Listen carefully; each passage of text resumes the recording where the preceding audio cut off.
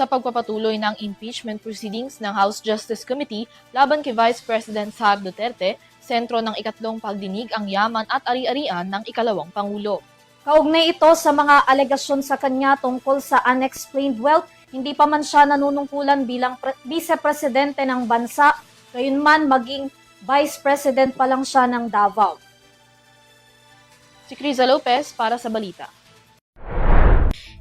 Isinumite na ng Office of the Ombudsman ang Statement of Assets, Liabilities and Net Worth o SALN ni Vice President Sara Duterte mula noong 2007 hanggang 2012 at 2016 hanggang 2024. Ito ang mga panahon na nagsilbi si Vice President Sara Duterte bilang Vice-Alkalde ng Davao hanggang sa siya ay maging isang Vice-Presidente ng Pilipinas.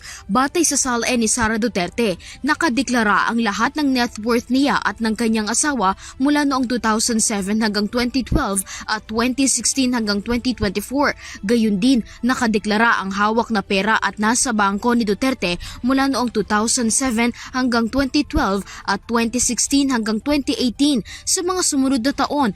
Mula noong 2019 hanggang 2024, lumalabas sa SALN na walang kaperahang idinisclose ang bise at ang kanyang asawa.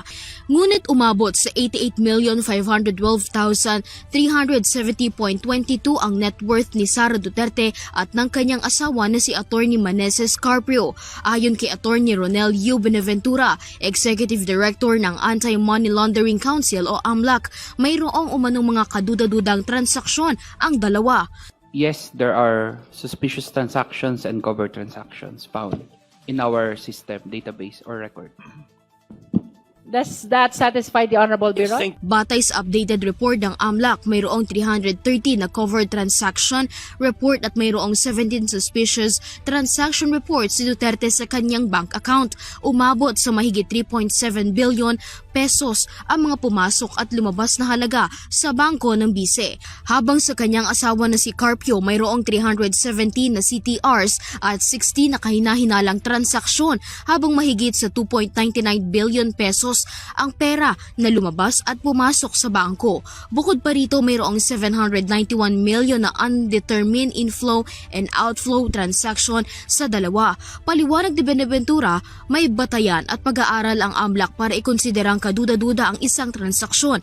Giit ng opisyal ng AMLAC, karaniwang nasasangkot ang malaking pera sa mga ilegal na aktibidad.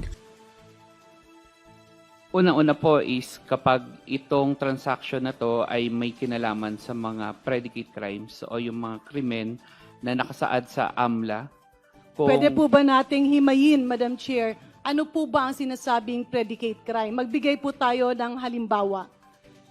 Sa batas po, may sa Anti-Money Laundering Act, may nakalagay na mga krimen na pinanggagalingan nitong mga proceeds ng mga illegal na activity.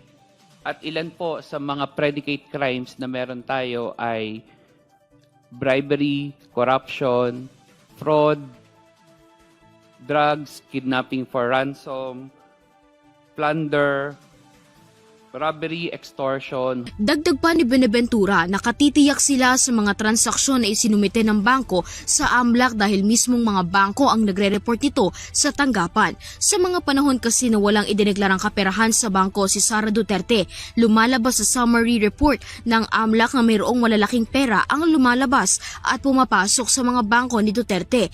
Hindi nagtutugma ang SALN ng bise sa report ng AMLAC. Madam Chair, para yatang hindi nagtutugma yung kwento sa kwenta.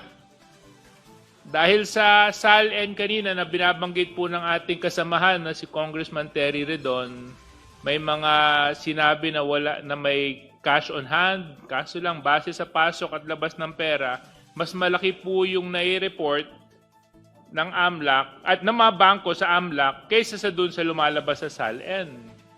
Ang isinasagawang impeachment proceeding ng House Committee on Justice laban kay Vice President Sara Duterte ay para matukoy ang probable cause ng impeachment complaint laban sa ikalawang Pangulo. Bukod sa reklamong pagbabantang pag-assassinate sa Pangulo, ang maling paggamit niya umano ng confidential fund ang isa sa mga reklamong iniuugnay kay Sara Duterte. Para sa Zero TV News, Criza Lopez, sumasaludo sa bawat Pilipino.